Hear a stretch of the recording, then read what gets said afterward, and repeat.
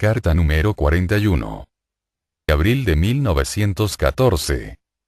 Un método para discernir la verdad de sus apariencias.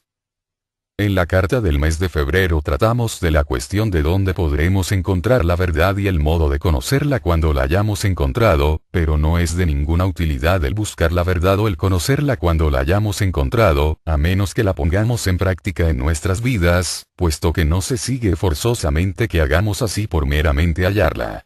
Hay gentes, muchas en relación, que recorren el mundo civilizado en busca de tesoros raros de arte antiguo, ya en cuadros, ya en monedas. Hay también muchos, que fabrican imitaciones de los artículos legítimos, con lo que el buscador de estas cosas corre el riesgo de verse burlado por hábiles bribones, al menos que él tenga medios de saber distinguir lo legítimo de lo falsificado. En este respecto está amenazado por el mismo peligro que el investigador de la verdad. Porque hay muchos pseudocultos e invenciones habilísimas que pueden sorprender nuestra buena fe. El coleccionista a menudo encierra su hallazgo en un cuarto oscuro y se deleita en su contemplación en aquella soledad, soliendo ocurrir, y no infrecuentemente, que después de muchos años o muy bien una vez después de muerto, se descubre que algunas de las cosas que guardaba con tanto celo y evaluaba más eran burdas imitaciones de ningún valor. Del mismo modo, uno que ha encontrado lo que él cree ser la verdad puede enterrar su tesoro en su propio pecho, o poner su luz bajo un matorral para caber, quizás después de muchos años, que lo que ha estado tan celosamente acariciando es una burda y espúrea imitación. Así, pues, se presenta la necesidad de una prueba final infalible, una prueba que elimine toda posibilidad de decepción y el problema es el modo de descubrirla y aplicarla después. La contestación es tan simple como eficiente es el método. Cuando preguntamos a los coleccionistas el medio de que se valen para saber si un determinado artículo que han adquirido y que estiman, es una imitación o es legítimo, generalmente nos dicen que es mediante su examen por alguna persona que haya visto el original. Nosotros podremos engañar a todos los hombres durante un cierto tiempo o a una parte de ellos durante toda la vida, pero nos es imposible el defraudar durante toda la vida a toda la humanidad, y si el coleccionista hubiera exhibido públicamente su tesoro en vez de ocultarlo secretamente, hubiera conocido rápidamente por el conocimiento colectivo de todo el mundo, si su objeto era legítimo o falsificado. Ahora recapacite en esto, pues es muy importante. Tan cierto como el general misterio y las reservas de los coleccionistas ayudan, incitan y estimulan el fraude respecto de los traficantes de curiosidades, así también el deseo de tener y poseer para nosotros mismos grandes secretos no conocidos por la plebe, estimula el tráfico de aquellos que negocian en iniciaciones ocultas, con ceremonias pomposas, para seducir a las víctimas de ellos para luego desaparecer con su dinero. ¿Cómo podremos probar el valor de un eje si no es por su uso, y de este modo viendo la forma en la que conservará su extremidad después de estar sometido a un trabajo real y constante? Lo compraríamos nosotros si el vendedor nos dijera que lo colocáramos en un rincón obscuro, donde nadie pudiera verlo y prohibiéndonos a nosotros mismos que lo utilizáramos. Ciertamente que no. Nosotros lo querríamos ver trabajar en nuestra máquina o taller donde pudiéramos constatar que esta pieza tenía el temple debido. Si comprobáramos que estaba construido de acero verdadero nosotros lo apreciaríamos. Pero, si por el contrario, diríamos al vendedor que se quedase con su material inservible. En el mismo principio se asienta nuestro tema, ¿y cuál es la razón de comprar los efectos de los buhoneros de secretos? Si sus artículos fueran acero fino no habría necesidad de tal secreto y a menos que nosotros podamos emplearlos en nuestras vidas cotidianas no tienen ningún valor. Así tampoco es de valor un eje a menos que podamos utilizarlo, pues este se enmohece y pierde su filo. Así, pues, tiene el deber cualquiera que haya la verdad el emplearla en el trabajo del mundo, con la doble finalidad de salvaguardarse a sí mismo para asegurarse de que esta verdad resistirá la gran prueba y para dar a otros la oportunidad de compartir el tesoro que encuentra útil para él. Por lo tanto, es verdaderamente importante que sigamos el mandato de Cristo. Dejad que brille vuestra luz. Carta número 42. Mayo de 1914. Nuestras responsabilidades en cuanto a comunicar la verdad. Con respecto a la carta del mes pasado uno de los estudiantes nos escribe: En su carta parece ser que hay la consideración implícita de que no existe secreto o discreción que guardar por parte del individuo que sabe de cosas ocultas, para comunicarlas a los demás, así como tampoco que no incurre en responsabilidad personal alguna, o por lo menos, la explicación dada por usted no parece ser simple y clara. Es, por supuesto, imposible el abarcar un asunto de esta naturaleza en una o en varias cartas. Pero la cuestión respecto a la responsabilidad de esparcir la verdad nos concierne realmente a nosotros en cuanto al peligro que representa de usarlo mal. Mi comunicante dice, además, que hay determinadas sectas en el país que poseen algunos poderes y que emplean con propósitos egoístas y avariciosos, y pregunta si sería erróneo el ocultar estos poderes de tales clases de gentes. Ciertamente que no. Pero los hermanos mayores tienen eso a su cuidado y ellos son los guardianes y custodios reales de todo aquello que es altamente peligroso. El hipnotismo es peligroso, efectivamente, pero no hasta tal extremo como las fuerzas ocultas de que habla nuestro comunicante. Durante la antigua dispensación de los israelitas las tinieblas reinaban en el santuario de los santuarios y era solo permitido que unos cuantos sacerdotes y levitas penetraran en el templo. El sumo sacerdote podía solamente entrar en el santuario de los santuarios y eso una vez al año únicamente. Pero en la crucificación se rasgó el velo del templo, este fue inundado de luz y desde aquel momento no existe ningún secreto prevaleciente sobre la iniciación. Sin embargo, ello es, en cierto sentido tan secreto como siempre, pues como dije en la última carta no consiste en ninguna ceremonia en absoluto. Es una experiencia interna y nosotros debemos tener el poder dentro de nosotros mismos para vivir tal experiencia antes de que se nos presente. Este secreto es de la misma naturaleza que, por ejemplo, los misterios de la raíz cuadrada son un secreto para la mente infantil. No hay remuneración por la iniciación que pueda implicar o conferir una comprensión de estos problemas por la mente del niño. Este debe vivir el número de años suficiente y madurarse gradualmente hasta el punto en que sea posible iluminarle con estos conocimientos. Cuando haya alcanzado tal punto no habrá ninguna dificultad que se oponga a que este niño sea iluminado con tales cálculos. Él los comprenderá y verá la verdad acerca de ello muy fácilmente. Es exactamente esta verdad de la cual hablamos en la carta del mes pasado. El discípulo debe pasar por un periodo de entrenamiento y ejercicio y por esta instrucción se hace maduro y dúctil hasta tal punto que él pueda vivir la verdad dentro de sí. Entonces cuando llega el momento es muy fácil para el maestro o el iniciador el indicarle por la primera vez el modo de emplear la verdad que ha descubierto, el usar la fuerza que ha almacenado, y entonces es cuando llega el momento de ser iniciado. Pero esta experiencia no puede comunicarse a ningún otro. Es absolutamente sin utilidad el esforzarse en explanarla. No es por consecuencia de ninguna ceremonia, ni de ninguna otra exhibición externa que llega a ningún hombre, sino que es un resultado real de sus acciones del pasado. Por lo tanto, puede aplicar esa verdad en su vida diaria aunque otros sean absolutamente incapaces de concebirla, al igual que el niño es incapaz de apreciar lo que sucede cuando se le explica en una pizarra un ejemplo de raíz cuadrada ante sus ojos. De este modo están las reales y vitales verdades guardadas de todos, hasta que la llave del mérito abre la cerradura de la caja de los tesoros. Carta número 43. Junio de 1914. El voto femenino y su igualdad moral. De la carta del mes pasado saltará la evidencia, por extraño que ello parezca, que la ópera Tannhäuser es la cruzada legendaria de lo que ahora viene discutiéndose tanto, es decir, el voto de la mujer, del cual oímos hablar tanto en los tiempos modernos. También es evidente, como allí dijimos, que lo igual produce semejante, y una mujer que es tímida y miedosa, que ha sido llevada a la fuerza al matrimonio de manera brutal, quien se ve a sí misma manumitida como si fuera una bestia más, ni libre para exteriorizar sus ideas y sentimientos, no puede producir una sucesión noble, fuerte y sin miedo, unos hijos con el coraje suficiente para adherirse a sus ideales. Así, pues, tanto tiempo como sostengamos a la mujer en esta limitación, negándole su lugar en el mundo como auxiliar cooperadora y compañera del hombre, tanto tiempo retardaremos el desenvolvimiento de la raza y el nuestro. Esta es la razón esotérica por la cual debe haber entre los dos sexos una igualdad absoluta.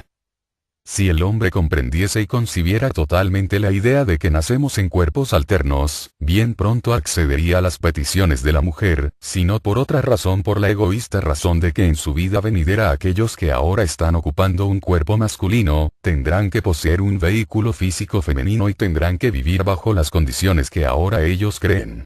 De este modo los hombres que niegan ahora los justos privilegios que pide la mujer, tendrán que trabajar algún día bajo estas condiciones, mientras que aquel sexo que ahora está revestido con un cuerpo femenino disfrutará los mismos privilegios que ahora pide sin tener necesidad de luchar por ellos, pero en la forma que el autor ve este asunto no es meramente el privilegio de votar el de mayor importancia, sino el de la igualdad moral que la mujer debe poseer y al que ciertamente tiene tan perfecto derecho divino como el hombre. Un punto expuesto en Tannhäuser debe, especialmente, llamar la atención de aquellos que anhelan vivir la vida superior, y es el de que Tannhäuser se ve acusado por sus amigos estrictamente por sus pecados al enterarse de ellos, como después lo es por la misma Iglesia. No hay un patrón doble de moralidad en la naturaleza. El pecado es pecado para cualquiera que lo cometa, y aún más, pues, aquel que mucho se le dé, mucho se le pedirá. Por lo tanto, las personas que han llegado a un estado elevado de iluminación deben, sobre todo, aprender a vivir una vida pura y honesta en armonía con sus ideales. Si, por la iluminación, nos elevamos por encima de la ley, no empleemos, como dice Pablo, nuestra libertad como ocasión de satisfacer la carne. La doctrina de las almas gemelas y de las afinidades ha hundido muchas vidas, que si no hubiera sido por ellas habrían sido coronadas con gran desarrollo del alma. Lo que la sombra es a la luz, lo que el demonio es a Dios. Eso es precisamente lo que la lujuria es al amor. El amor es divino, una camaradería de las almas libres. La lujuria es diabólica y el transgresor es un esclavo del pecado. No importa que el ultraje haya sido legalizado por el Estado y bendecida por la Iglesia. Así, pues, esforcémonos para luchar para amarnos los unos a los otros como espíritus, antes bien que satisfacer nuestras pasiones carnales. Carta 44. Julio de 1914. El vicio del egoísmo y el poder del amor. En la última lección vimos que el señor de Wartburg pidió a los trovadores que describieran el amor. Como quiera que todos aspiramos a desenvolver dentro de nosotros mismos esta cualidad, es seguramente de la mayor importancia que examinemos el asunto cara a cara y veamos cuál es nuestra mayor debilidad, pues seguramente no habrá discordancia respecto al punto de que todos estamos faltando horrorosamente al amor. No importa lo que podamos parecer a los otros si cuando escudriñamos serenamente nuestros corazones nos quedamos avergonzados al conocer los motivos que nos mueven a hacer muchas cosas que a los demás les parecen son dictados por el amor al prójimo. Cuando analizamos estos motivos encontramos que son dictados por el egoísmo. Falta, que por otra parte, nunca confesamos tener. Yo he oído a hombres y mujeres decir y confesar pública y privadamente todos los pecados habidos y por haber, excepto este del egoísmo. Efectivamente, nosotros estamos engañados por nosotros mismos imaginándonos que no somos egoístas. Por otra parte, lo vemos bien claramente en nuestros semejantes si estamos dotados de alguna observación, pero no somos capaces de ver la enorme viga que cubre nuestros propios ojos. Y hasta tanto que no admitamos esta gran falta en nosotros y luchemos seria y decididamente para dominarla, no podremos progresar mucho en el sendero del amor. Tomás de Kempis dijo: yo preferiría sentir arrepentimiento que saber el modo de definirlo, y nosotros podemos sustituir la palabra amor por la de arrepentimiento. Oh, si nosotros fuéramos capaces de sentir amor antes bien que ser capaces de definirlo. Pero el amor no puede ser conocido por nosotros excepto en la medida que nos purifiquemos del gran pecado del egoísmo. La vida es nuestra posesión más preciosa y como Cristo dijo: no tiene el hombre más grande amor o abnegación que esto, es decir, que un hombre dé su vida por sus amigos. En la proporción, pues, que nosotros cultivemos esta virtud de la abnegación, alcanzaremos el amor, porque son sinónimos como se indica por Pablo en su inimitable capítulo 13 de la primera epístola a los Corintios. Cuando un pobre hermano nuestro llama a nuestras puertas, le damos tan poco como nos es posible. Si así obramos, somos egoístas. ¿Cero acaso le auxiliamos solamente porque nuestra conciencia no nos permite dejarle marchar con las manos vacías? En este caso también adolecemos de egoísmo, puesto que no queremos sentir los remordimientos de la conciencia. Aun cuando nosotros demos nuestras vidas por una causa. No lo hacemos porque pensamos en esta causa nos pertenece. A menudo oculto mi cara a mí mismo por la vergüenza que siento por este pensamiento en relación con la fraternidad, y aún debemos continuar en nuestro puesto. Pero no nos engañemos a nosotros mismos. Luchemos con el demonio del egoísmo y estemos siempre alerta contra sus sutiles añagazas y encantos. Si sentimos que nos susurra nuestro oído que necesitamos descanso y no nos es posible sacrificarnos por los demás, o si vemos que no podemos dar a los demás de nuestro sustento, hagamos un soberano esfuerzo para imponer la gratitud de la generosidad. En efecto, nosotros no reservamos más que lo que damos. Nuestros cuerpos desaparecen y nuestras posesiones y propiedades las dejamos detrás de nosotros, pero nuestras buenas acciones permanecen nuestras por toda la eternidad. Carta número 45. Agosto de 1914. La iniciación no puede alcanzarse por medio de ejercicios de respiración. Con el mayor disgusto por mi parte vuelvo a tocar la cuestión de los ejercicios de respiración y sus efectos sobre el organismo humano, pero una severa necesidad me obliga a exteriorizar de nuevo la advertencia contra las falsas y peligrosas enseñanzas que son promulgadas por gentes que son, o bien ignorantes o no tienen escrúpulos en su deseo de ganancia. Los ejercicios de respiración son absolutamente contrarios a las enseñanzas de la Fraternidad Rosacruz, puesto que bajo nuestras enseñanzas los resultados espirituales pueden conseguirse únicamente por métodos espirituales y no por ejercicios físicos. Desgraciadamente los grandes deseos de nuestros estudiantes para alcanzar rápidos resultados o llegar rápidamente, convierte a muchos en fácil presa para esas gentes deshonestas.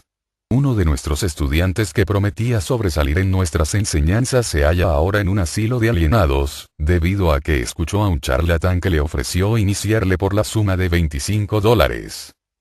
Ahora acabo de saber también que en uno de los centros de la fraternidad un hombre que no ha estado afiliado con la residencia está cobrando sumas diferentes por horóscopos, lo cual es totalmente contrario a nuestras enseñanzas.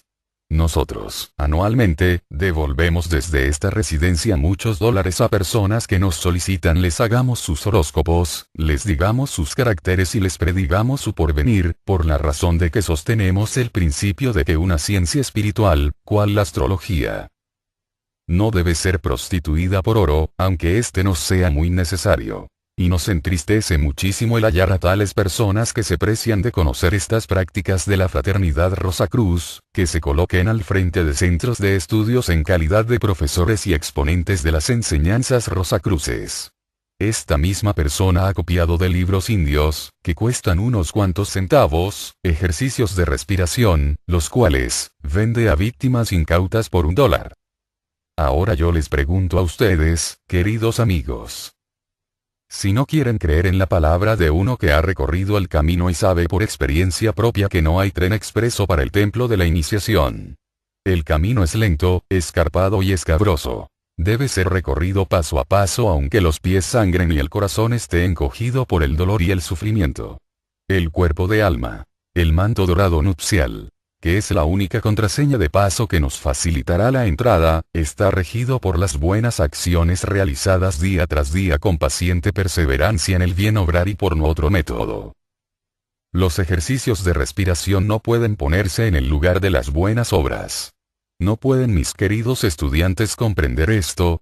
Yo sé acerca de lo que estoy hablando, porque en los primeros estados de mis esfuerzos en líneas espirituales también me encontré con estos ejercicios de respiración indios y los realicé durante varios días con el resultado de que mi cuerpo vital fue casi expulsado del físico, dándome cuenta que me hallaba en un estado peligroso y suspendí los ejercicios, pero necesité para restablecer el equilibrio 2 semanas completas, durante las cuales sentía como si no pudiera sentar el pie en el suelo, es decir, una sensación tal como de ir caminando por el aire, sufriendo extraordinariamente durante aquellas 2 semanas.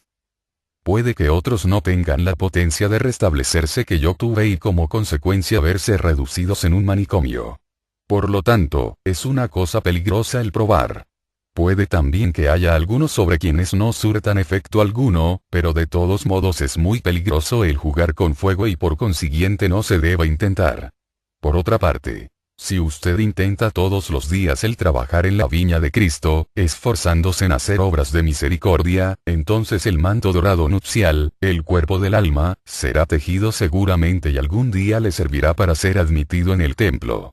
Carta número 46. Septiembre de 1914. La guerra mundial y la mortalidad infantil. Hasta este momento, he hecho cuanto he podido para no comentar los tópicos actuales, pero siento que la presente crisis cósmica demanda algo de esta residencia que pueda servir de guía a los estudiantes con respecto a esta calamidad. El efecto de esta matanza de seres humanos sin precedentes tiene un alcance mucho más lejano que el que aparece desde el punto de vista físico. En primer lugar, como es lógico, este punto de vista afecta a todos nosotros. Podemos asociarnos al dolor que domina muchos miles de hogares en los que el padre, un hijo o un esposo ha sido arrebatado por la muerte. Pero el dolor y la tristeza que podemos ver en el mundo desaparece en su insignificancia cuando se le compara con lo que toma lugar en los planos superiores de la naturaleza. Los miles y miles de víctimas de esta guerra cruel despiertan del estupor de la muerte producido por tan repentina transición del mundo físico al mundo del deseo, llevando consigo el recuerdo de las escenas del campo de batalla. Muchos de ellos están aturdidos y andan desorientados en un modo el más anhelante. No pueden concebir lo que les ha sucedido. Otros por su lado están empezando a darse cuenta de que han pasado de un plano de la existencia a otro y entonces sienten el dolor por aquellos seres queridos que han dejado tras ellos. Por todo esto unido existe en este momento en el mundo un estado indescriptible e inimaginable de tristeza y dolor tanto mental como físico. En efecto, nunca desde que el mundo existe ha habido semejante dolor universal como el que tenemos en el estado actual. Pero además de esto no debemos olvidar que estamos preparando el terreno para otro periodo de dolor en el futuro, puesto que como ya hemos explicado en nuestra literatura y conferencias sobre la filosofía Rosacruz, es imposible para estos hombres que han sido arrancados violenta e instantáneamente de sus cuerpos densos, el revisar el panorama de su vida pasada y como consecuencia el que sea grabado en la forma que debe serlo. Por lo tanto, estos egos no cosecharán el fruto de sus existencias de ahora en el purgatorio y en el primer cielo como sería de otro modo.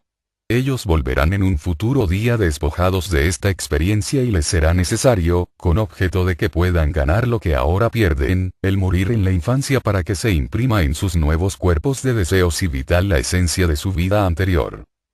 Así, pues, en algún día lejano nos veremos en la necesidad de sufrir una epidemia o algo de tal naturaleza que arrastrará consigo muchos millares de niños y nosotros que seremos sus contemporáneos tendremos que deplorar y lamentar tal pérdida.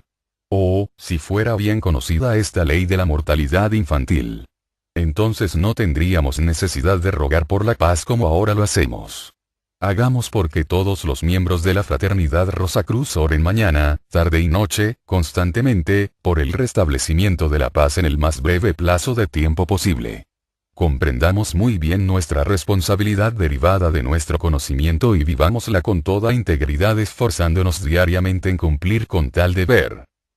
Este conocimiento que hemos recibido lo debemos esparcir donde quiera que se presente la oportunidad de vida sin imponerlo a nadie.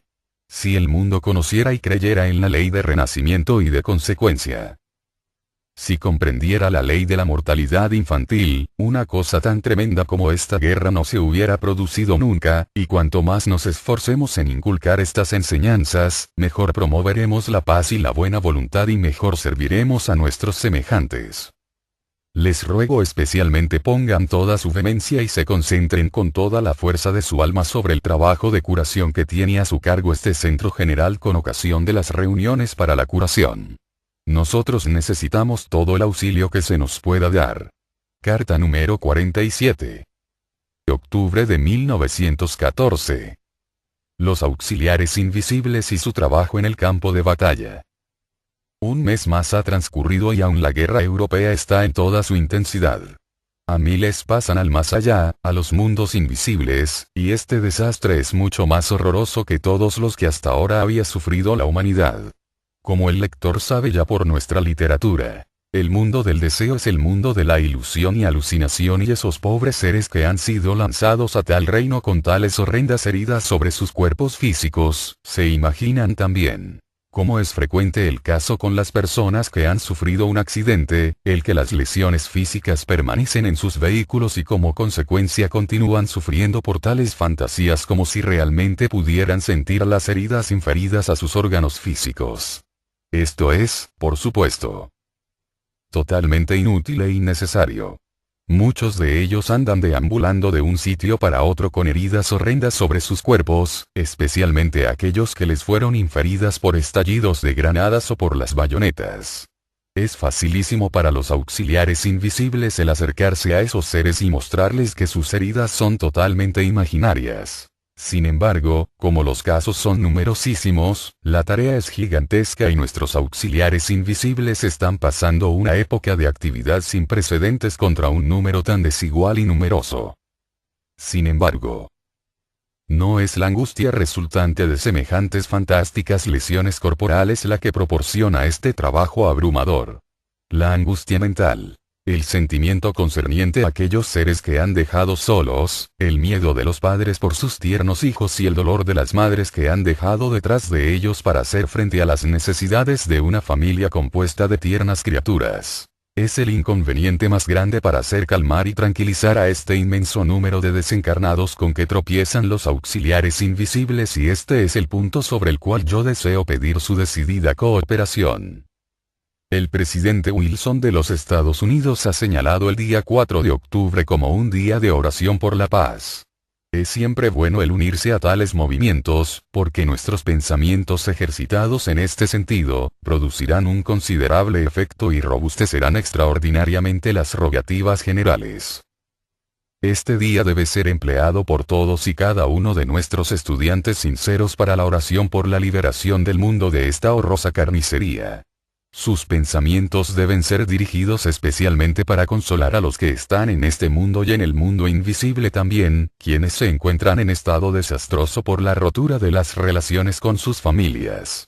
Cada uno debe mantener el pensamiento de que aunque la guerra actual aparece dolorosa, es, sin embargo, únicamente un incidente en un largo lapso de tiempo que no tiene principio ni fin.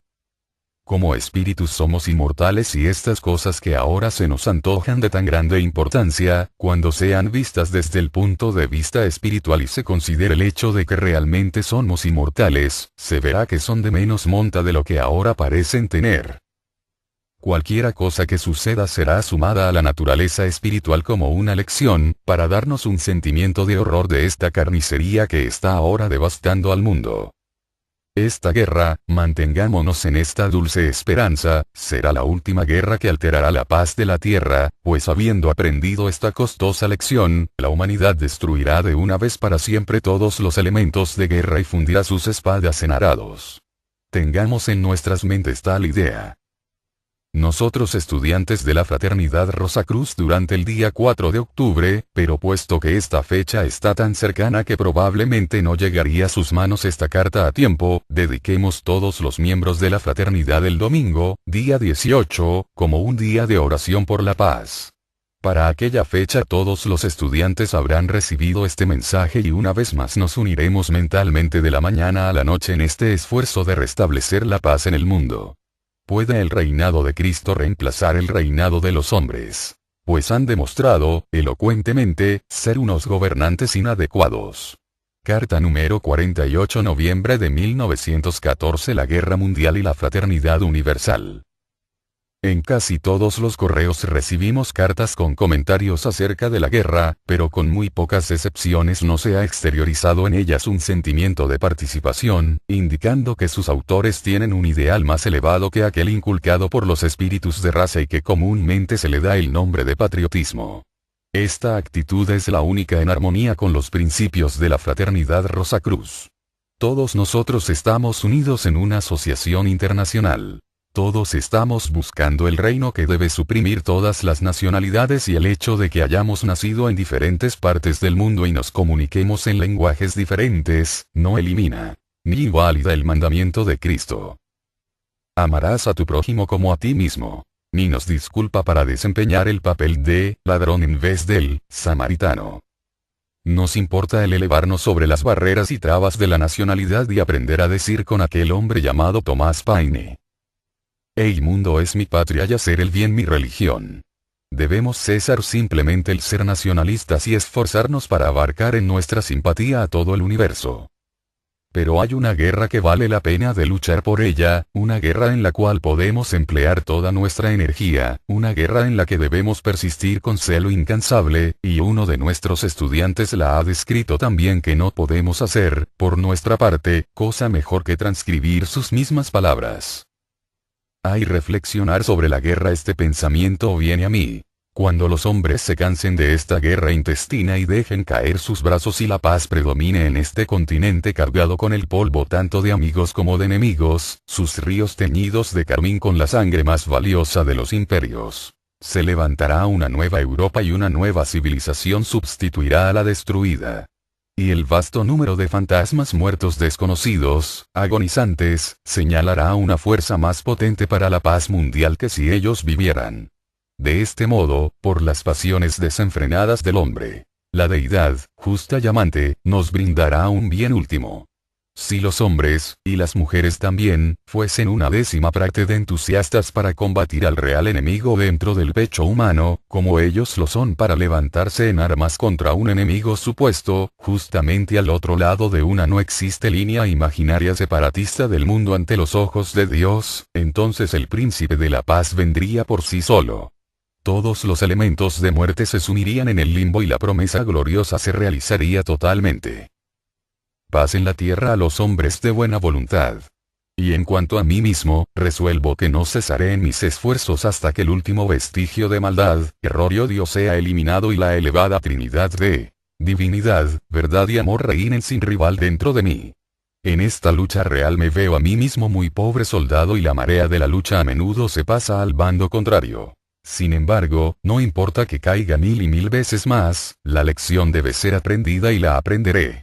Algún día con un corazón grande, una indomable voluntad, una persistencia invariable, la victoria que erguirá gallarda y la paz reinará. Esa paz que excede a toda comprensión. Unámonos todos a nuestro hermano en tan noble lucha recordando las palabras de Goethe. De todas las fuerzas que encadenan al mundo, el hombre se autolibera cuando gana el control propio. Carta número 49. Diciembre de 1914. Deseo. Espada de dos filos. Este es el momento anual en el que los buenos deseos se ponen a la orden del día. Felices Pascuas y Año Nuevo son las palabras que se oyen por doquier, y en conformidad con el uso tradicional, los trabajadores de Monte Eclesia extienden a todos los miembros de todo el globo la usual salutación de la época. Pero a la vez que de este modo tan cordial nos deseamos los unos a los otros bienandanzas y regocijos en el año futuro, después de todo, aunque los deseos hacia los otros puedan ser animantes y satisfactorios, son realmente de menor importancia. Pero lo que es de vital importancia es lo que nos deseemos nosotros mismos individualmente. Si el mundo entero conspirase antagónicamente contra nuestros deseos, nosotros, a pesar de ello, alcanzaríamos completo éxito. Siempre que en todo momento pudiéramos mantener la intensidad y persistencia necesaria con relación al deseo. ¿Es riqueza lo que deseamos? Esta puede ser nuestra por el ejercicio de nuestra voluntad. Si deseamos poder y popularidad también lo poseeremos, siempre que envolvamos a nuestro deseo con un ardor irresistible. ¿Estamos enfermos, débiles o inválidos en otros sentidos? También podemos limpiarnos de estas impurezas corporales mediante un deseo intenso de salud. Las restricciones sociales o condiciones familiares embarazosas desaparecerán ante el vehemente deseo de aquel que desea. Pero hay también otro aspecto. El deseo es una espada de dos filos y lo que pudo parecer como la mayor de las bendiciones en un momento de contemplación, puede que se convierta en una maldición cuando pase a nuestra posesión el deseo. La mayor fortuna puede desaparecer en unas cuantas horas por un terremoto o por una baja de bolsa y el rico siempre está temiendo la pérdida de sus posesiones. Para ser popular tenemos necesidad de estar constantemente pendientes de los gestos y caprichos de todos y sin tomarnos para nosotros ni tiempo, ni descanso. las enfermedades corporales que parecen espinas clavadas en nuestra carne, que parece que roban la fragancia de todas las horas de alegría y de las cuales desearíamos vernos libres, pueden convertirse en la mayor de las bendiciones. Pablo tenía semejante enfermedad y suplicó al Señor, quien le dijo: Mi gracia es suficiente para ti. Asimismo puede suceder con las condiciones inarmónicas familiares, etc. Hay en todas las relaciones humanas ciertas lecciones que deben aprenderse por nuestro propio bien y, por lo tanto, debemos ser muy precavidos y cuidadosos, no desear que se nos quiten de delante sin añadir, siempre, las palabras que fueron usadas por Cristo durante la pasión en la cruz del jardín de Getsemaní. Aunque su cuerpo se estremecía contemplando la tortura que le aguardaba, dijo: No se haga mi voluntad, Padre mío, sino la tuya. Debemos recordar siempre que hay una sola cosa por la cual podemos orar con fervor ininterrumpido, y con llena intensidad, y esta es la de que seamos placenteros a Dios. Y ahora, querido amigo, la Fraternidad Rosacruz es una asociación compuesta de muchos miembros individuales. Usted es uno de ellos y no querremos mirarnos como un solo miembro para desearnos a nosotros mismos a la fraternidad, un bautismo mayor de la gracia de Dios durante el año de 1915, para que nosotros podamos ser más eficaces en nuestro trabajo de Dios sobre la tierra y precipitar el día de Cristo. Y querremos desearlo con tal intensidad que todos trabajaremos por tal finalidad durante todo el año con el máximo celo y fervor. Pueda Dios bendecir a la Fraternidad Rosacruz y hacerla un factor más eficiente en su trabajo por el mundo. Carta número 50. Enero de 1915. Prosperidad espiritual para el año nuevo. El saludo corriente de estos días es: le deseo prosperidades y un feliz año nuevo. El autor está de todo corazón de acuerdo con este saludo y lo extiende a usted, pero quizá con un significado que difiere en algo de lo que ordinariamente se desea, ya que todo consiste en una prosperidad material que es el principal objeto del deseo. Por esto el autor le desea aquel oro que se forja con la alquimia del alma, transformando el metal bajo del conocimiento del año próximo en la piedra filosofal, el mayor bien que se puede obtener del mundo. Las riquezas mundanas son siempre una fuente de cuidados para su posesor, pero esta, la joya más preciada, nos trae una paz que sobrepasa todos los límites imaginables. Además, si trabajamos únicamente para el logro de cosas materiales, nuestra tarea nos parece siempre dura y pesada, no importa cómo tratemos de romper su monotonía procurando satisfacer nuestras pasiones en eso que llamamos placeres. Una vez y otra vienen a nuestra imaginación el pensamiento: ¿para qué todo esto? Mas si laboramos en la viña de Cristo, cuando hacemos todos nuestros asuntos como si fuera para el Señor, el aspecto cambia enteramente. Cristo dijo: Mi yugo es llevadero y mi carga ligera, y esta es una verdad de actualidad, aunque no quizás en el sentido ordinario. El autor y los que con él han convivido muchos años, pueden atestiguar por experiencia personal que, aunque ha sido el trabajo arduo y penoso, física y mentalmente, y aunque el cuerpo ha quedado tan agotado algunas veces que ha sido casi imposible el recobrarse a la mañana siguiente, han experimentado una satisfacción, una alegría y un placer que el mundo no conoce y que no puede tampoco comprender. Los años que se han esfumado aplicados a esta tarea han sido tan satisfactoriamente empleados, que nada en el mundo podría compensar al autor y a sus compañeros por ellos, en caso de que pudieran perderlo. Cada año que pasa aprecia mejor el privilegio de dedicarlos a este trabajo y los que a su lado están tienen exactamente el mismo sentimiento. Ahora bien, ¿qué podemos decir respecto a su estado, amigo mío? Estamos en el comienzo de un nuevo año, una nueva partida.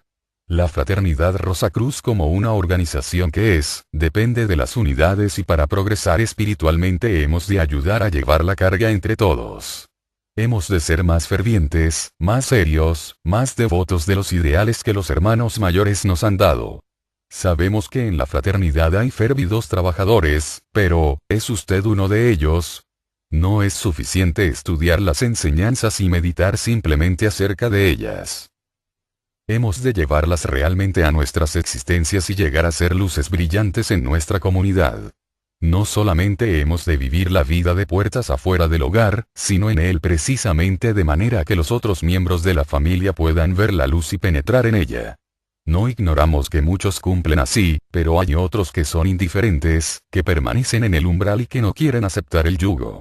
Hora es ya de ser llevado el yugo sin importarnos que el cuello se encallezca con el esfuerzo. De hecho, cada callosidad, cada esfuerzo es un factor que se adiciona a la construcción del cuerpo del alma, gloriosa vestidura de bodas con la cual solamente podemos presentarnos ante el Señor, cuando aparezca. Es la más firme, la más risueña esperanza del autor, la de que todo estudiante de la Fraternidad Rosacruz aceptará su yugo con más ardor que nunca para que, individual y colectivamente, podamos contar con el tesoro paradisíaco que ha de ser nuestro al final del día anual, cuando hayamos llevado la carga y dominado el fuego de las pasiones. Carta número 51. Febrero de 1915. Amor, sabiduría y conocimiento. Con este mes comenzamos una serie de lecciones sobre el velo del destino. Cómo se teje y desteje y confiamos que las mismas serán muy provechosas para sus estudios y para su existencia. Aunque las lecciones son analíticas y técnicas en algunos aspectos, el sujeto ha de ser abordado con un espíritu de la más profunda devoción, sin perder de vista el propósito más esencial de la vida. Probablemente sabrá usted que la palabra filosofía se compone de dos voces que significan amor de la sabiduría. Muchos se figuran que amor de la sabiduría, en este sentido, es sinónimo de deseo de conocer, pero una lección reciente nos ha mostrado la vasta diferencia que media entre conocimiento y sabiduría. Sabiduría implica amor antes, después y siempre, mientras que el conocimiento puede aplicarse a los peores propósitos imaginables. De hecho, el verdadero esotérico que se inspira en una devoción ferviente en el estudio y el trabajo en la vida, es demasiado modesto para aceptar el título de filósofo, pues para él significa aún más, al volverlo del revés y lo llama sabiduría del amor en lugar de amor de la sabiduría. Una ligera consideración esclarecerá pronto este punto.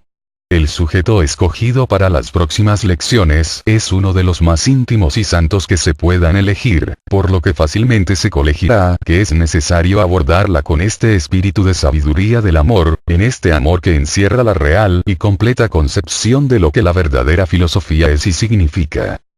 Roberto Burns dijo una vez: «Oh, qué poder nos hiciera la merced de poder vernos a nosotros mismos como los demás nos ven». Pero me temo que aquel poder sería una amarga posesión aunque parezca deseable pensándolo superficialmente. Todos y cada uno de nosotros estamos plagados de defectos. Hay instantes en que representamos un triste papel en el escenario del mundo. Algunas veces parecemos arrojados a la deriva, sin objeto alguno, de aquí para allá, por el timón del destino al par que otros que no pueden ver la viga en su propio ojo, nos critican amargamente y nos ponen en ridículo. Si nos viésemos con sus ojos perderíamos aquel esencialismo atributo, nuestro propio respeto y temeríamos encaramos con nuestros semejantes. Cuando comprendemos que esto es así y no es posible que no nos convenzamos de ello a poco que se medite, entonces podríamos con provecho considerarlo por el lado opuesto, volver la oración por pasiva y comprender que nosotros, al criticar agudamente los más mínimos defectos de los demás, adoptamos una actitud muy poco fraternal, antifilosófica y desprovista de la sabiduría del amor.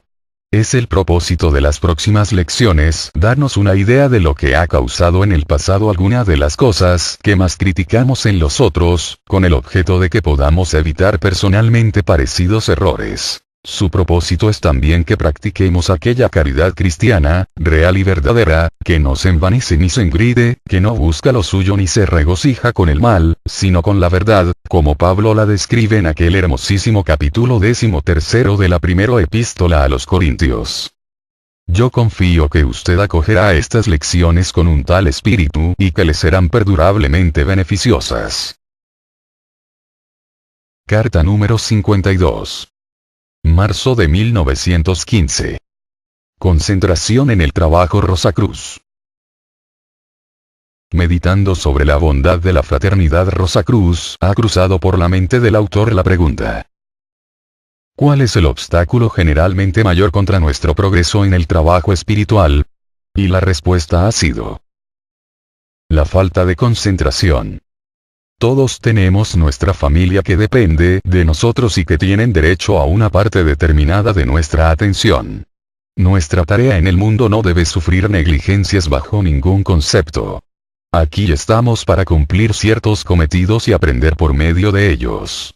Después de atenderlos debidamente, a cada uno de nosotros nos queda todavía un tiempo que podemos aplicar, propiamente y con justicia, a nuestro propio desarrollo, y tan importante es que usemos acertadamente de este tiempo sobrante, como que atendemos a nuestros deberes para con el mundo, con nuestra familia y con nuestras obligaciones sociales.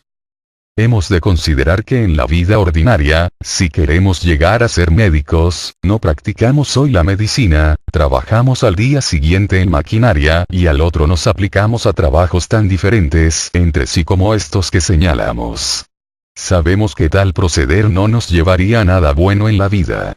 Tampoco somos hoy el marido o la mujer en una familia para asumir mañana semejantes relaciones en otro hogar distinto. Y no cambiamos tampoco de círculo social tan a menudo como cambiamos de traje o de zapatos. Estas condiciones industriales y sociales serían absolutamente imposibles. Bien al contrario, perseguimos una línea de trabajo en el mundo. Cuidamos de una sola familia. Concentramos nuestros esfuerzos en determinadas acciones de nuestra vida con exclusión de cualesquiera otras. ¿Por qué no aplicamos el mismo sentido común en nuestros esfuerzos espirituales? Estudiamos nuestros negocios, desarrollamos el plan trazado, trabajamos con todo nuestro poder para alcanzar el éxito. Estudiamos igualmente las necesidades de nuestra familia y hacemos nuestros planes para ellas. Sabemos que el éxito, social o industrial, depende del valor de la concentración y del planeamiento primitivo. Entonces, si nos mostramos tan sabios y prudentes por lo que concierne a las cosas del mundo, duraderas solamente lo que duren los pocos años de nuestra vida, ¿por qué no inducirnos a usar del mismo sentido común y aplicarnos en cuerpo y alma a las cosas espirituales, que son imperecederas? En la época atlántica, al ser llamados y escogidos entre sus hermanos los semitas originales, muchos de ellos lo tuvieron por una cosa penosa. Ellos, los hijos de Dios, se casaron con las hijas de los hombres con el resultado que sabemos por medio de nuestro estudio del concepto Rosacruz del cosmos. Estamos actualmente en otra gran bifurcación de los caminos. Una iglesia o comunidad de hombres ha sido designada como precursora de la próxima gran raza. Muchos caminos conducen a Roma y al reino de Dios, pero si perdemos nuestro tiempo andando hoy en una dirección para escoger mañana un camino diferente, nuestro fracaso es seguro. Por consiguiente, ruego a todos los estudiantes que simpaticen con las ideas de la Fraternidad Rosacruz, que abandonen todas las demás sociedades religiosas y se consagren con todo su corazón, su mente y su espíritu a vivir y extender nuestras enseñanzas. Para nuestras empresas terrenas buscamos trabajadores diestros, hábiles y devotos. En el reinado celestial la lealtad y la devoción son asimismo primeros factores.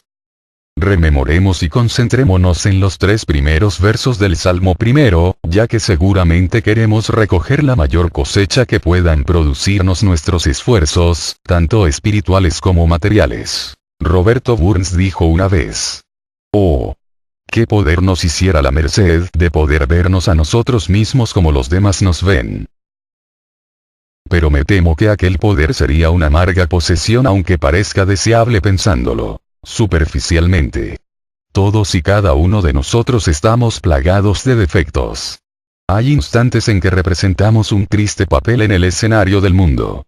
Algunas veces parecemos arrojados a la deriva, sin objeto alguno, de aquí para allá, por el timón del destino al par que otros que no pueden ver la viga en su propio ojo nos critican amargamente y nos ponen en ridículo. Si nos viésemos con sus ojos perderíamos aquel esencialismo atributo, nuestro propio respeto y temeríamos encaramos con nuestros semejantes. Cuando comprendemos que esto es así y no es posible que no nos convenzamos de ello a poco que se medite, entonces podríamos con provecho considerarlo por el lado opuesto, volver la oración por pasiva y comprender que nosotros, al criticar agudamente los más mínimos defectos de los demás, adoptamos una actitud muy poco fraternal, antifilosófica y desprovista de la sabiduría del amor.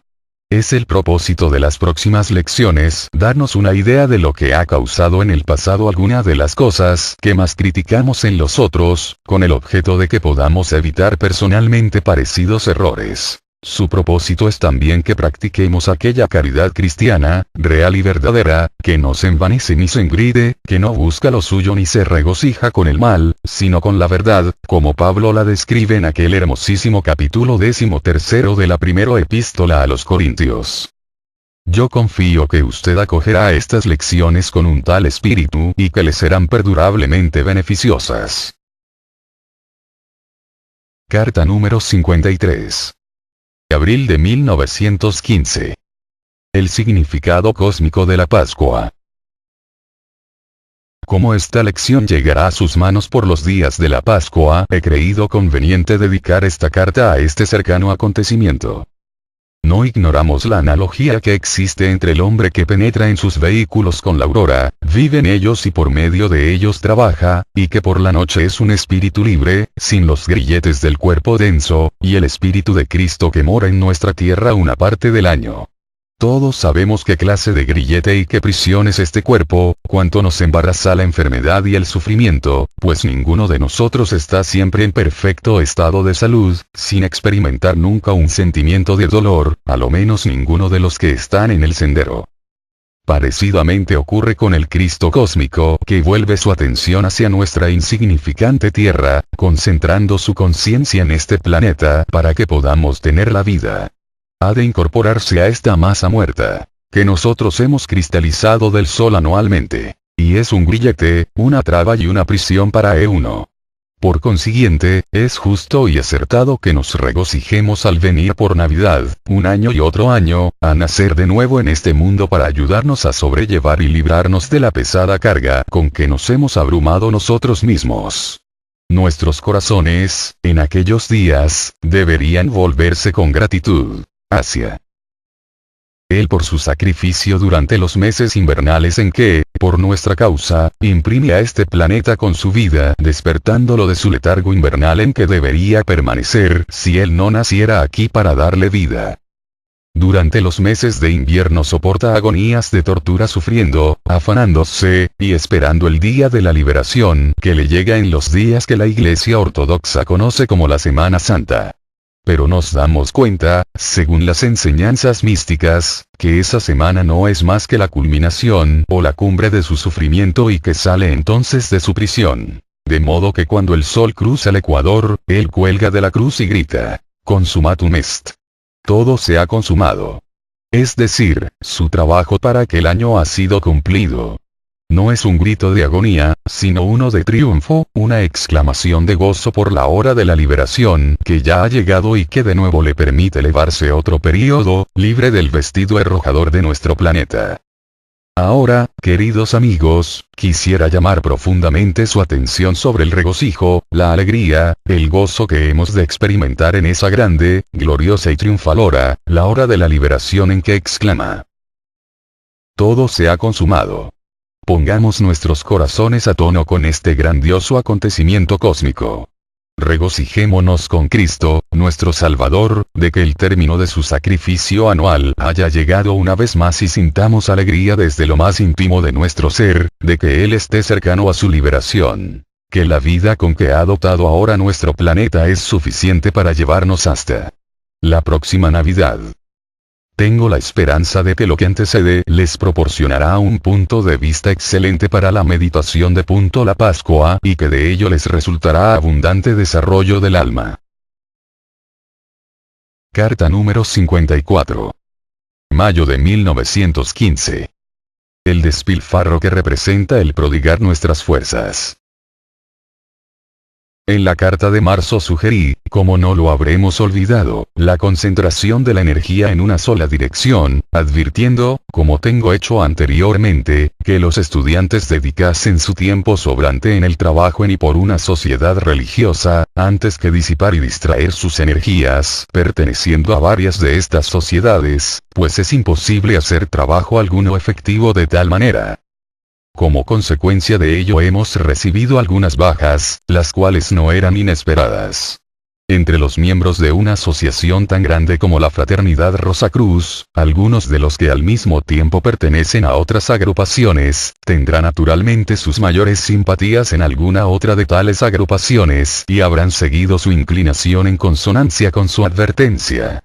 Verdaderamente lo sorprendente es que hayan llegado tan pocas resignaciones, aunque indudablemente ello puede ser consecuencia de la poda que el cuartel general hace periódicamente de aquellos que muestran poco interés, conservando así solamente los miembros más asiduos y devotos en su lista.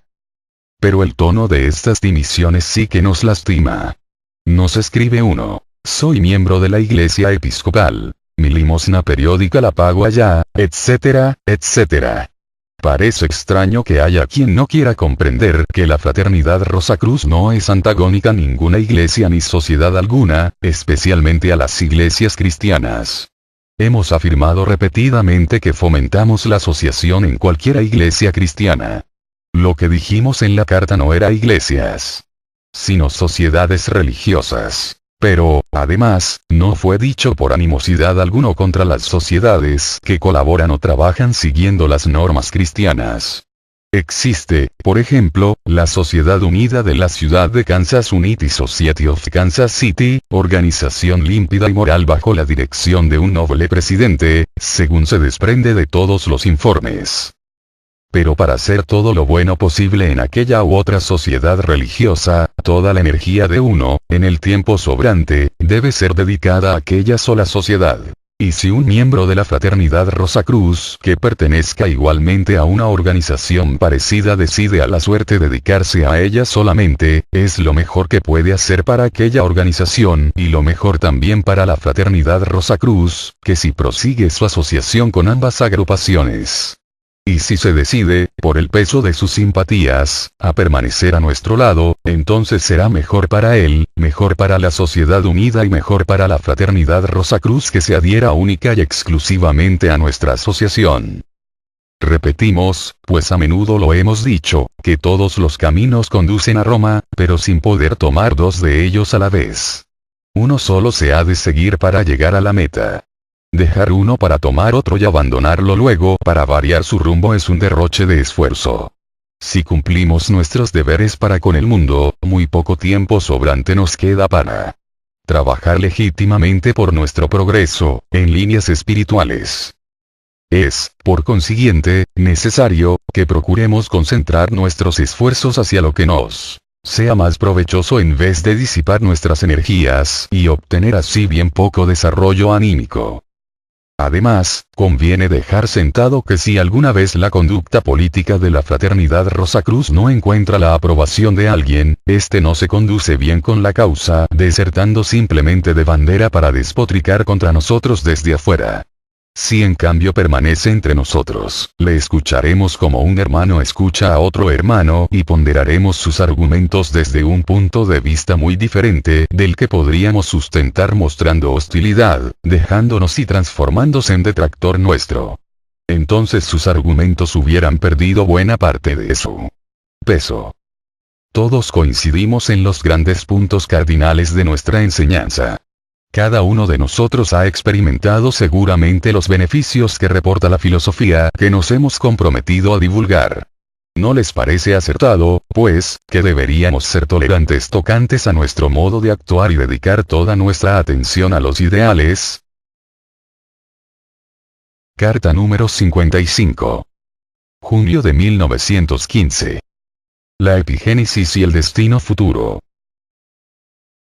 Mientras que estamos estudiando el velo del destino, cómo se teje y desteje no estará de más, mejor dicho, es absolutamente necesario, que no perdamos de vista el hecho de que la vida no es solamente un desenvolvimiento de causas fijadas en existencias previas.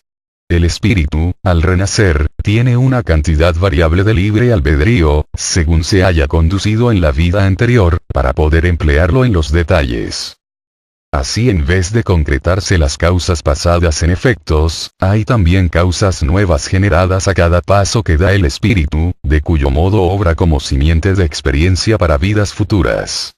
Este es un punto muy importante. Es al propio tiempo una verdad por sí misma evidente, pues si no fuera así, las causas que han sido alguna vez puestas en movimiento deben dejar alguna vez de ser, y esto significaría la cesación de la vida. Así, pues, nosotros no estamos en absoluto forzados a accionar en determinado camino a causa de estar en un ambiente determinado y porque toda nuestra existencia anterior nos haya imprimido un rumbo hacia un fin consecuente. Con la divina prerrogativa del libre albedrío que ha obtenido el hombre, tiene el poder de la epigénesis o iniciativa, de manera que puede emprender una nueva línea de conducta en cualquier momento que quiera. No es que pueda apartar de pronto toda su vida anterior, lo cual requeriría largo tiempo, quizás varias vidas, pero gradualmente puede trabajar por el ideal que ha imaginado. Por consiguiente, la vida avanza no solamente por involución y evolución, sino también y especialmente por epigénesis. Esta sublime enseñanza de la religión de la sabiduría occidental de los Rosacruces explica muchos misterios no susceptibles de una solución lógica por otras teorías, y uno de los cuales ha ocasionado la recepción de muchas cartas en el cuartel general. Este sujeto lo aborda el autor no sin disgusto, pues le desagrada hablar de la guerra. El asunto concierne a la relación existente entre un soldado, una mujer enemiga violada por aquel y el ego nacido de una madre que le aborrece porque su maternidad no ha sido deseada. La investigación de algunos casos ha demostrado que esto es una nueva aventura en cuanto a los espíritus que vienen a renacer. Todos han sido incorregibles en sus encarnaciones previas y parecía que nada bueno había de conseguirse manteniéndoles en aquellos hogares para martirio de aquellos con quienes estaban relacionados.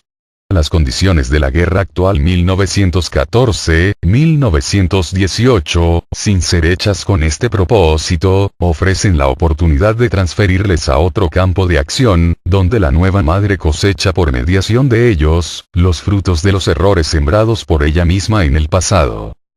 Tampoco es esta condición peculiar del todo con la guerra. Muy a menudo son utilizados medios parecidos en tiempos diferentes, para recoger lo sembrado por nosotros, por mediación de almas ajenas que se introducen en nuestras vidas para sufrir y hacernos padecer.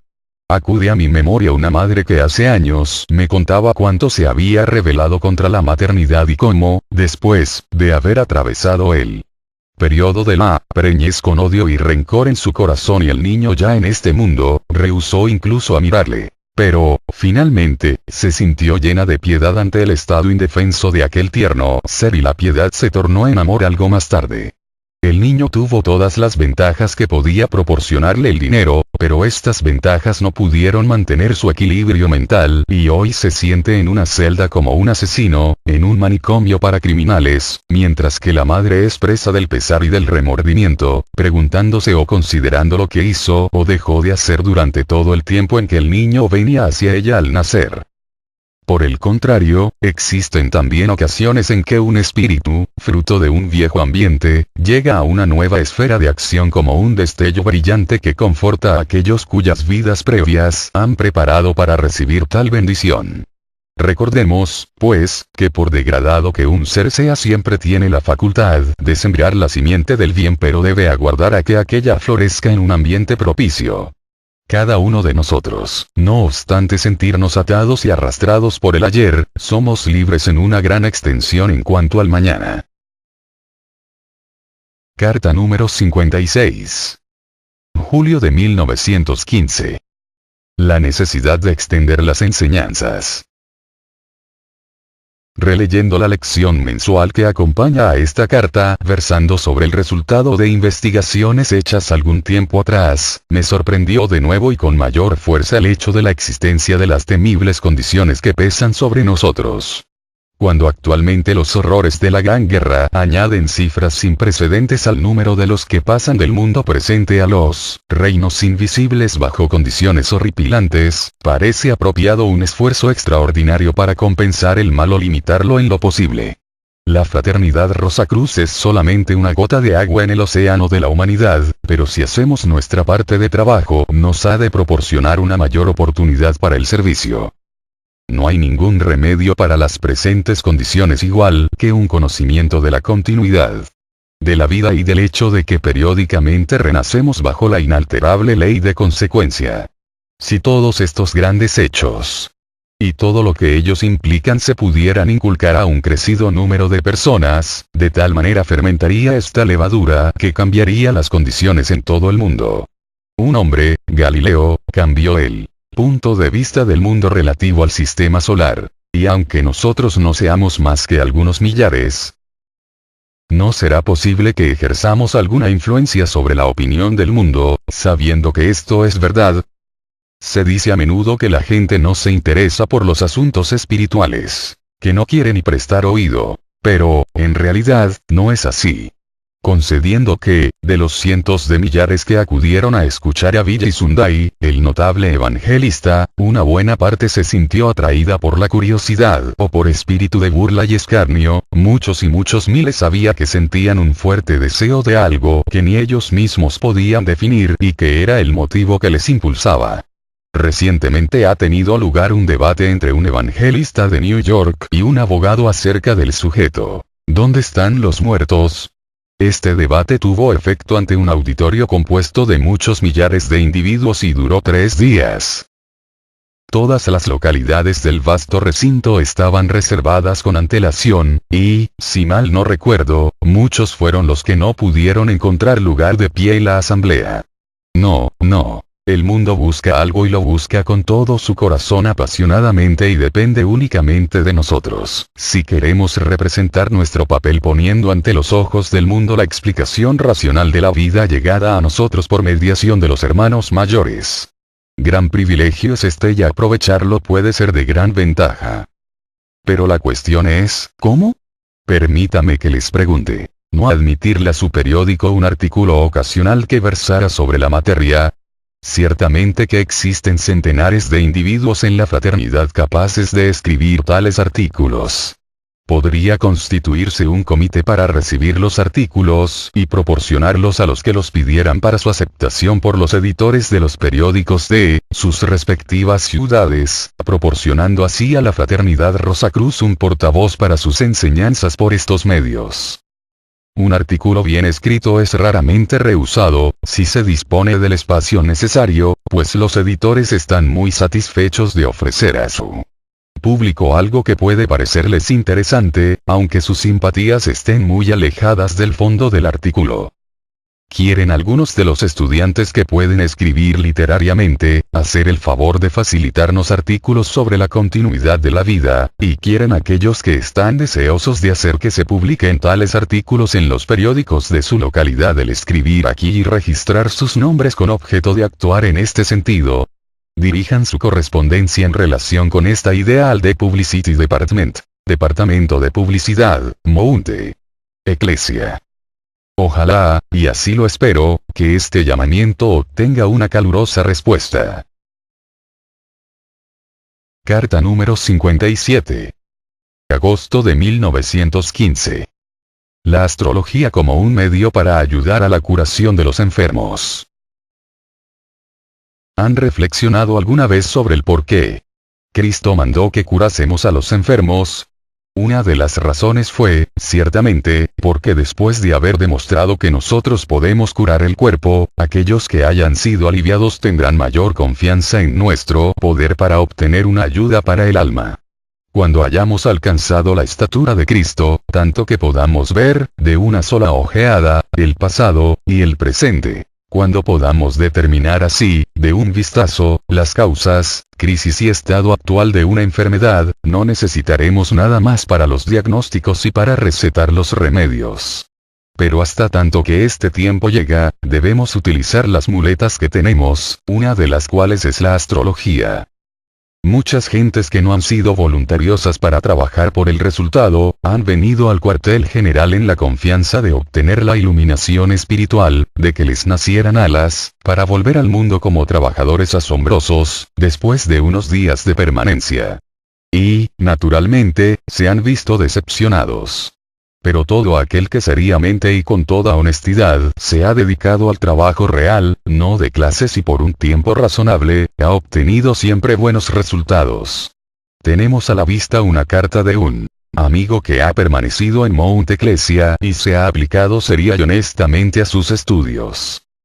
Damos su experimento como estímulo para los demás. Queridos amigos, la proposición que yo quise aceptar después de mi permanencia en Mt.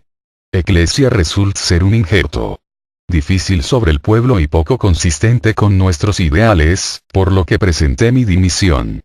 Tan pronto, sin embargo, como lo hube hecho, recibí una invitación, para trabajar juntos, de un eminente cirujano de Kansas City. Apeló a mí creyéndome apto. Nos vimos literalmente asediados de enfermos. Oh, señora Eindel, qué hermoso es constatar que el pueblo se apasiona por cosas de esta naturaleza. Busca a alguno para abrirle su alma y procura alcanzar su aliento de manantiales que sean más potentes y dignos de confianza que los del hórrido, seco y destructor materialismo. La astrología nos fue de una inapreciable ayuda para lograr su confianza, y con la venia de Dios, que me envió aquí, he podido dejarles marchar con sus dolencias correctamente diagnosticadas. Y lo más sorprendente es que no hubo ni uno solo que me dijera ninguno de sus síntomas. Localicé su enfermedad y sus síntomas y casi todos comprendieron que estaba en lo cierto y se resolvieron a vivir bajo los principios de humanidad que les enuncié. Yo espero tener mucho trabajo aquí y deseo expresarles mi agradecimiento por la ayuda que he recibido acerca de esta materia durante el año pasado en Mount Ecclesia. Ciertamente que me fue muy grata la permanencia en ese centro, pero confío en que se derivará en gran bien de mi aprendizaje entre ustedes. Solamente siento no haber podido permanecer más tiempo ahí. Lo que un hombre ha hecho, otro hombre puede hacerlo. Mi esposa y yo mismo no hemos alcanzado este conocimiento sin esfuerzo. Tuvimos que trabajar asiduamente para lograrlo y los demás que han laborado con igual constancia y con los mismos puntos de vista espirituales, es decir, la ayuda y la elevación de la humanidad, encuentran asimismo una iluminación que no es dada a aquellos que buscan los premios materiales de la vida y su propio engrandecimiento. Me parece que ya es hora de que la Fraternidad Rosacruz despierte y emprenda este estudio seriamente con el objeto de establecer en todas las ciudades del mundo un centro de curación. Hemos iniciado en nuestra revista una sección en que delineamos los horóscopos de los niños para facilitar a sus padres el conocimiento de sus características. Existe también un curso por correspondencia para principiantes, aparte del curso de astrodiagnosis y astroterapia para los probacionistas, y encarecemos que emprendan estos estudios todos aquellos que no han comenzado todavía. Carta número 58. Septiembre de 1915. Medios antinaturales de consecución. Cuando se investiga un sujeto determinado en el mundo invisible, se abren a nuestra vista innumerables fascinadores senderos. Constantemente nos vemos distraídos de nuestra línea general de investigación por aquel o el otro tema que atraiga nuestra atención, con el consiguiente peligro y grande, de perder la meta de vista y errar en un laberinto de incoherencia. A menudo, por mi parte, la tentación de seguir un sendero es más fuerte que mi poder de resistencia y recientemente, durante la escritura de El velo del destino, la figura de una anacoreta, con el cuerpo consumido por el hambre hasta parecer un esqueleto. Y que se había disciplinado hasta hacer brotar sangre de sus llagas que no había dejado nunca cicatrizarse, pensando que servía a Dios con estas austeridades, me condujo a buscar el origen de estas horrorosas prácticas. He escrito un largo artículo sobre este asunto para nuestra revista, pero es tan importante el asunto y son tantos los estudiantes de la fraternidad que no son suscriptores de la revista, que he juzgado que lo mejor de todo es relatar aquí los puntos principales. En los antiguos templos de los misioneros las grandes verdades enseñadas por la Fraternidad Rosacruz relativas al cuerpo vital eran dadas al aspirante a la iniciación. Aprendía que este vehículo se componía de 4 éteres. El éter químico necesario para la asimilación. El éter de vida que propulsa el desarrollo y la propagación. El éter de luz que es el vehículo de la percepción del sentido y el éter reflector, receptáculo de la memoria. Se instruía completamente al aspirante respecto a las funciones de los éteres inferiores comparados con los 2 superiores. supo que todas las funciones puramente animales del cuerpo dependían de la densidad de los dos éteres inferiores y que los otros dos éteres, los más elevados, componían el cuerpo de alma, el vehículo del servicio en el mundo invisible. Aspiró a cultivar esta gloriosa vestidura por medio de la abnegación propia, reprimiendo las inclinaciones de la baja naturaleza por la fuerza de la voluntad, lo mismo que hacemos nosotros hoy en día. Pero hubo quien, impelido por su extremado celo por llegar, no importa cómo, olvidó que solamente por medio del servicio y del desprendimiento se desarrolla el manto dorado nupcial, compuesto de los dos éteres superiores.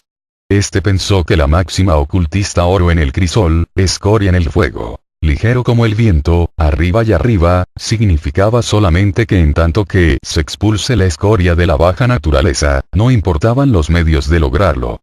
Y reflexionó que siendo el éter químico el agente de la asimilación, podía ser eliminado del cuerpo vital agotando el cuerpo físico. Y pensó igualmente que siendo el éter debido a la avenida de la propagación, podría destruirlo viviendo el celibato. Entonces le quedarían solamente los dos éteres superiores, o a lo menos habrían aumentado en volumen considerablemente con relación a los otros dos. A este objeto practicó toda suerte de austeridades imaginables, el ayuno y la abstinencia entre otras. Por este proceso antinatural, perdió el cuerpo la salud y se extenuó. La naturaleza pasional, que buscaba gratificación por la práctica de la función propagadora, fue aplacada por el castigo. Cierto es que de esta horrible manera la naturaleza inferior pareció ser sometida. Y es cierto igualmente que al alcanzar las funciones corporales tan enorme decaimiento, visiones, o más bien alucinaciones, fueron la recompensa de aquel individuo. Mas la verdadera espiritualidad no ha sido nunca obtenida profanando o destruyendo el templo de Dios, el cuerpo, y el ayuno puede llegar a ser tan inmortal como la gula. Esforcémonos en usar la moderación en todas las cosas para ser ejemplares a los demás y alcanzar la admisión al templo por obra de un justo vivir. Carta número 59. Octubre de 1915. Los espíritus de raza y la nueva raza. Siendo muy respetable el número de estudiantes que no están suscriptos a la revista, en la que se publica actualmente un artículo muy importante sobre el lado ocultista de la guerra, creo de interés general dedicar esta carta mensual a resumir los hechos, seguro de beneficiar así tanto a unos como a otros, ya que no intentaré copiar, sino hacer consideraciones improvisadas con lo que resultará la indicación de puntos nuevos. Usted recordará cómo cada una de las naciones interesadas en este triste negocio ha procurado declinar la responsabilidad, desde el mismo principio. En cierto aspecto tienen razón, porque si bien todas ellas han sido culpables de orgullo de corazón y, como David cuando nombró a Israel, han confiado enteramente en la multitud de sus guerreros, buques y armamentos, ninguna guerra puede declararse sin que sea permitida por los espíritus de raza.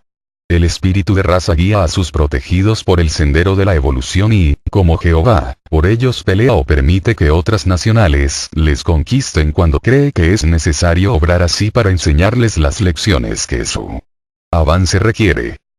Cuando se le ve con la visión espiritual, el espíritu de raza aparece como un nube cobijando su nación y de este modo lo aspiran por sus pulmones los habitantes con cada una de sus inhalaciones. En él estos habitantes viven, se mueven y tienen sus seres, real y verdaderamente.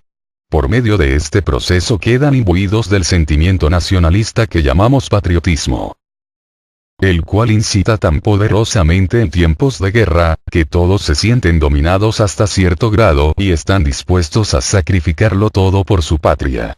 América carece todavía de espíritu de raza. Es el crisol donde diferentes naciones se han amalgamado para extraer la simiente de una raza nueva. Por consiguiente, es imposible levantar un mismo sentimiento universal que haría mover a todos sus habitantes en una misma dirección como a un solo hombre respecto a cualquier punto. No obstante, comienza a aparecer esta nueva raza. Puede reconocerse por sus largos brazos y miembros, su cuerpo flexible, su cabeza larga, pero un tanto estrecha, coronilla alta y frente casi rectangular. Dentro de pocas generaciones es de esperar que un arcángel la tomará bajo su protección para dar la unidad. Esto último requerirá también generaciones, pues por más que los matrimonios internacionales desvanezcan poco a poco los rasgos originariamente estampados en las viejas razas, estos son efectivos todavía y las relaciones familiares de América con Europa pueden trazarse en la memoria de la naturaleza que se halla en el éter reflector. Hasta que esta huella haya sido totalmente extinguida no habrá quedado enteramente roto el lazo con el país ancestral y las colonias de italianos, escoceses, alemanes, ingleses, etc., subsistentes todavía en distintas partes de este país, retrasan la evolución de la raza nueva. Probablemente llegará la edad acuaria sin haber desaparecido del todo esta condición y antes de que la raza americana haya quedado establecida completamente. Si miramos hacia los acontecimientos de los últimos 60 o 70 años, nos será evidente que esta ha sido una época de escepticismo, duda y crítica de los asuntos religiosos. Las iglesias se han visto cada día más vacías y la gente se ha dedicado a la persecución del placer abandonando la adoración de Dios. Tal tendencia estaba en su auge al estallar la guerra en Europa y lo sigue estando en algunas ciudades y centros científicos de América. Como resultado de esta general actitud de pensamiento alimentada por los hermanos de las sombras con el permiso de los espíritus de raza, así como legendariamente fue tentado Job por Satanás, una catarata espiritual ha cubierto los ojos del mundo occidental y que debe ser extirpada antes de que pueda proseguir la evolución. La manera de lograrlo será el tema de la carta siguiente. Carta número 60. Noviembre de 1915. La guerra como una operación para extirpar la catarata espiritual. Sabemos, por haberlo así aprendido en nuestro libro El Cosmos, que hubo una raza al final de la época lemúrica, 7 en la época atlántica, 7 en la Aria y que habrá una en la futura época galilea, o sea, un total de 16 razas. También se recordará que estas 16 razas son llamadas por los hermanos mayores los 16 senderos de la destrucción, porque existe el peligro enorme de que un espíritu pueda llegar a aferrarse de tal manera en los cuerpos de una raza cualquiera, que no pueda después seguir a las otras a lo largo del sendero de la evolución. Durante los periodos y las épocas hay siempre tiempo suficiente para que los guías o caudillos puedan mantener a sus multitudes en línea. Pero los judíos son un ejemplo de lo que puede ocurrir a un pueblo que se imbuye tan plenamente de su espíritu racial que rehúse absolutamente seguir a cualquier otro. Sigue siendo una anomalía entre el resto de la humanidad, un pueblo sin patria, rey ni ningún otro factor distintivo de los que actúan o impulsan la evolución racial. Esta fue la tendencia entre las naciones de Europa hasta la guerra actual. El patriotismo y el ideal de raza alimentado por tal sentimiento las iba separando lejos de Dios. Los innumerables descubrimientos científicos habían introducido una era de duda y de escepticismo, y los precursores o razas más avanzadas del mundo occidental estuvieron muy cercanos al borde de la destrucción. Fue por consiguiente necesario que los hermanos mayores dispusieran ciertas medidas por las cuales se pudiera llevar a la humanidad del sendero del placer al de la devoción y esto podía ser factible únicamente extirpando la catarata espiritual de un número determinado y bien importante de gente, para que redujese el escepticismo y la duda del resto. Cuando habitábamos bajo el agua en la primitiva época atlántica, no podíamos, como usted sabe, ver el cuerpo ni tan solo sentirlo, porque nuestra conciencia se concentraba en el reino espiritual. Nos veíamos los unos a los otros de alma a alma. Nosotros estábamos inconscientes tanto del nacimiento como de la muerte, y no experimentábamos separación alguna de aquellos que amábamos. Pero al adquirir gradualmente conocimiento de nuestro cuerpo y concentrarse nuestra conciencia en el mundo físico desde el nacimiento a la muerte, y en el mundo espiritual, desde la muerte al nacimiento, entonces empezó la separación y el consiguiente pesar a causa de la manifestación de la muerte. En épocas posteriores, no obstante, existieron muchos aún que podían ver ambos mundos, representando un número considerable de entre el populacho. Sus testimonios respecto a la continuidad de la vida fueron un gran consuelo para aquellos que habían sido despojados de tal facultad, pues ellos creyeron plenamente que aquellos a quienes creían perdidos vivían todavía y eran felices, aunque fuesen incapaces de hacerse ver de ellos. Pero el mundo se volvió más y más materialista. La fe en la realidad del más allá se desvaneció gradualmente, haciéndose más intenso el dolor por la pérdida de los seres queridos, hasta creer muchos en nuestros días que la separación es definitiva. Para estos la palabra renacimiento es una palabra vacía de sentido y por lo tanto el sufrimiento es mayor cada día. Pero este mismo sufrimiento es el remedio de la naturaleza. Para la catarata espiritual. Tan seguro como que el deseo del desarrollo construyó por sí mismo el complicado canal alimenticio desde el simple comienzo para que el ansia del desarrollo pudiera recibir satisfacción. Tan seguro como que el deseo del movimiento desenvolvió las maravillosas articulaciones, nervios, tendones, fibras y ligamentos con los que se puede cumplimentar, así, con la misma seguridad, la intensa añoranza de continuar las relaciones cortadas por la muerte construirá el órgano con el cual poder dar la satisfacción, esto es, el ojo del espíritu. Por consiguiente, esta horrísona matanza de millones de hombres ha ayudado y está ayudando a tender un puente sobre el canal que separa lo invisible del mundo visible, mucho más que miles de años de plegarias lo hubieran hecho. A través de toda la historia se ha registrado que los guerreros han tenido revelaciones sobrenaturales y existe acopio de testimonios de que tales visiones se han tenido en la guerra actual. El choque de la vida, los sufrimientos en el hospital, las lágrimas de las viudas y de los huérfanos, todo esto está abriendo los ojos espirituales de Europa y la edad de la duda y del escepticismo desaparecerá. En lugar de abochornar a nadie por tener fe en Dios, el mundo honrará al hombre por su piedad más que por sus proezas, a no tardar mucho. Y elevemos una oración para que llegue este día. La misma Iglesia. No hay un patrón doble de moralidad en la naturaleza. El pecado es pecado para cualquiera que lo cometa, y aún más, pues, aquel que mucho se le dé, mucho se le pedirá. Por lo tanto, las personas que han llegado a un estado elevado de iluminación deben, sobre todo, aprender a vivir una vida pura y honesta en armonía con sus ideales. Si, por la iluminación, nos elevamos por encima de la ley, no empleemos, como dice Pablo, nuestra libertad como ocasión de satisfacer la carne. La doctrina de las almas gemelas y de las afinidades ha hundido muchas vidas, que si no hubiera sido por ellas habrían sido coronadas con gran desarrollo del alma. Lo que la sombra es a la luz, lo que el demonio es a Dios. Eso es precisamente lo que la lujuria es al amor. El amor es divino, una camaradería de las almas libres. La lujuria es diabólica y el transgresor es un esclavo del pecado. No importa que el ultraje haya sido legalizado por el Estado y bendecida por la Iglesia. Así, pues, esforcémonos para luchar para amarnos los unos a los otros como espíritus, antes bien que satisfacer nuestras pasiones carnales. Carta 44. Julio de 1914. El vicio del egoísmo y el poder del amor. En la última lección vimos que el señor de Wartburg pidió a los trovadores que describieran el amor. Como quiera que todos aspiramos a desenvolver dentro de nosotros mismos esta cualidad, es seguramente de la mayor importancia que examinemos el asunto cara a cara y veamos cuál es nuestra mayor debilidad, pues seguramente no habrá discordancia respecto al punto de que todos estamos faltando horrorosamente al amor.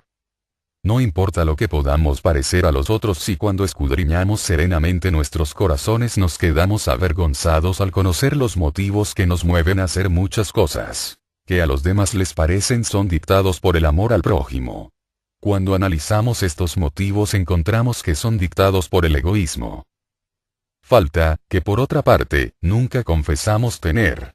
Yo he oído a hombres y mujeres decir y confesar pública y privadamente todos los pecados habidos y por haber, excepto este del egoísmo.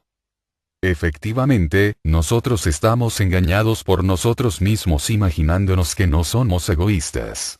Por otra parte, lo vemos bien claramente en nuestros semejantes si estamos dotados de alguna observación, pero no somos capaces de ver la enorme viga que cubre nuestros propios ojos. Y hasta tanto que no admitamos esta gran falta en nosotros y luchemos el peligro que representa de usarlo mal. Mi comunicante dice, además, que hay determinadas sectas en el país que poseen algunos poderes y que emplean con propósitos egoístas y avariciosos, y pregunta si sería erróneo el ocultar estos poderes de tales clases de gentes. Ciertamente que no. Pero los hermanos mayores tienen eso a su cuidado y ellos son los guardianes y custodios reales de todo aquello que es altamente peligroso. El hipnotismo es peligroso, efectivamente, pero no hasta tal extremo como las fuerzas ocultas de que habla nuestro comunicante. Durante la antigua dispensación de los israelitas las tinieblas reinaban en el santuario de los santuarios y era solo permitido que unos cuantos sacerdotes y levitas penetraran en el templo. El sumo sacerdote podía solamente entrar en el santuario de los santuarios y eso una vez al año únicamente. Pero en la crucificación se rasgó el velo del templo, este fue inundado de luz y desde aquel momento no existe ningún secreto prevaleciente sobre la iniciación. Sin embargo, ello es, en cierto sentido tan secreto como siempre, pues como dije en la última carta no consiste en ninguna ceremonia en absoluto. Es una experiencia interna y nosotros debemos tener el poder dentro de nosotros mismos para vivir tal experiencia antes de que se nos presente. Este secreto es de la misma naturaleza que, por ejemplo, los misterios de la raíz cuadrada son un secreto para la mente infantil. No hay remuneración por la iniciación que pueda implicar o conferir una comprensión de estos problemas por la mente del niño. Este debe vivir el número de años suficiente y madurarse gradualmente hasta el punto en que sea posible iluminarle con estos conocimientos. Cuando haya alcanzado tal punto no habrá ninguna dificultad que se oponga a que este niño sea iluminado con tales cálculos. Él los comprenderá y verá la verdad acerca de ello muy fácilmente. Es exactamente esta verdad de la cual hablamos en la carta del mes pasado. El discípulo debe pasar por un periodo de entrenamiento y ejercicio y por esta instrucción se hace maduro y dúctil hasta tal punto que él pueda vivir la verdad dentro de sí. Entonces cuando llega el momento es muy fácil para el maestro o el iniciador el indicarle por la primera vez el modo de emplear la verdad que ha descubierto, el usar la fuerza que ha almacenado, y entonces es cuando llega el momento de ser iniciado. Pero esta experiencia no puede comunicarse a ningún otro. Es absolutamente sin utilidad el esforzarse en explanarla. No es por consecuencia de ninguna ceremonia, ni de ninguna otra exhibición externa que llega a ningún hombre, sino que es un resultado real de sus acciones del pasado. Cierto como el general misterio y las reservas de los coleccionistas ayudan, incitan y estimulan el fraude respecto de los traficantes de curiosidades, así también el deseo de tener y poseer para nosotros mismos grandes secretos no conocidos por la plebe, estimula el tráfico de aquellos que negocian en iniciaciones ocultas, con ceremonias pomposas, para seducir a las víctimas de ellos para luego desaparecer con su dinero. ¿Cómo podremos probar el valor de un eje si no es por su uso, y de este modo viendo la forma en la que conservará su extremidad después de estar sometido a un trabajo real y constante? Lo compraríamos nosotros si el vendedor nos dijera que lo colocáramos en un rincón obscuro, donde nadie pudiera verlo y prohibiéndonos a nosotros mismos que lo utilizáramos. Ciertamente que no. Nosotros lo querríamos ver trabajar en nuestra máquina o taller donde pudiéramos constatar que esta pieza tenía el temple debido. Si comprobáramos que estaba construido de acero verdadero nosotros lo apreciaríamos. Pero, si por el contrario, diríamos al vendedor que se quedase con su material inservible. En el mismo principio se asienta nuestro tema, ¿y cuál es la razón de comprar los efectos de los buhoneros de secretos? Si sus artículos fueran acero fino no habría necesidad de tal secreto y a menos que nosotros podamos emplearlos en nuestras vidas cotidianas no tienen ningún valor. Así tampoco es de valor un eje a menos que podamos utilizarlo, pues este se enmohece y pierde su filo. Así, pues, tiene el deber cualquiera que haya la verdad el emplearla en el trabajo del mundo, con la doble finalidad de salvaguardarse a sí mismo para asegurarse de que esta verdad resistirá la gran prueba y para dar a otros la oportunidad de compartir el tesoro que encuentra útil para él. Por lo tanto, es verdaderamente importante que sigamos el mandato de Cristo. Dejad que brille vuestra luz. Carta número 42. Mayo de 1914. Nuestras responsabilidades en cuanto a comunicar la verdad. Con respecto a la carta del mes pasado, uno de los estudiantes nos escribe. En su carta parece ser que hay la consideración implícita de que no existe secreto o discreción que guardar por parte del individuo que sabe de cosas ocultas, para comunicarlas a los demás, así como tampoco que no incurre en responsabilidad personal alguna, o por lo menos, la explicación dada por usted no parece ser simple y clara. Es, por supuesto, imposible el abarcar un asunto de esta naturaleza en una o en varias cartas. Pero la cuestión respecto a la responsabilidad de esparcir la verdad nos concierne realmente a nosotros en cuanto al peleado. Por lo tanto, puede aplicar esa verdad en su vida diaria aunque otros sean absolutamente incapaces de concebirla, al igual que el niño es incapaz de apreciar lo que sucede cuando se le explica en una pizarra un ejemplo de raíz cuadrada ante sus ojos. De este modo están las reales y vitales verdades guardadas de todos, hasta que la llave del mérito abre la cerradura de la caja de los tesoros. Carta número 43. Junio de 1914. El voto femenino y su igualdad moral. De la carta del mes pasado saltará la evidencia, por extraño que ello parezca, que la ópera Tannhäuser es la cruzada legendaria de lo que ahora viene discutiéndose tanto, es decir, el voto de la mujer, del cual oímos hablar tanto en los tiempos modernos. También es evidente, como allí dijimos, que lo igual produce semejante, y una mujer que es tímida y miedosa, que ha sido llevada a la fuerza al matrimonio de manera brutal, quien se ve a sí misma manumitida como si fuera una bestia más, ni libre para exteriorizar sus ideas y sentimientos, no puede producir una sucesión noble, fuerte y sin miedo, unos hijos con el coraje suficiente para adherirse a sus ideales. Así, pues, tanto tiempo como sostengamos a la mujer en esta limitación, negándole su lugar en el mundo como auxiliar cooperadora y compañera del hombre, tanto tiempo retardaremos el desenvolvimiento de la raza y el nuestro. Esta es la razón esotérica por la cual debe haber entre los dos sexos una igualdad absoluta. Si el hombre comprendiese y concibiera totalmente la idea de que nacemos en cuerpos alternos, bien pronto accedería a las peticiones de la mujer, si no por otra razón por la egoísta razón de que en su vida venidera aquellos que ahora están ocupando un cuerpo masculino, tendrán que poseer un vehículo físico femenino y tendrán que vivir bajo las condiciones que ahora ellos creen. De este modo los hombres que niegan ahora los justos privilegios que pide la mujer, tendrán que trabajar algún día bajo estas condiciones, mientras que aquel sexo que ahora está revestido con un cuerpo femenino disfrutará los mismos privilegios que ahora pide sin tener necesidad de luchar por ellos, pero en la forma que el autor ve este asunto no es meramente el privilegio de votar el de mayor importancia, sino el de la igualdad moral que la mujer debe poseer y al que ciertamente tiene tan perfecto derecho divino como el hombre. Un punto expuesto en Tannhäuser debe, especialmente, llamar la atención de aquellos que anhelan vivir la vida superior, y es el de que Tannhäuser se ve acusado por sus amigos estrictamente por sus pecados al enterarse de ellos como después lo es por la carta número 41. Abril de 1914. Un método para discernir la verdad de sus apariencias.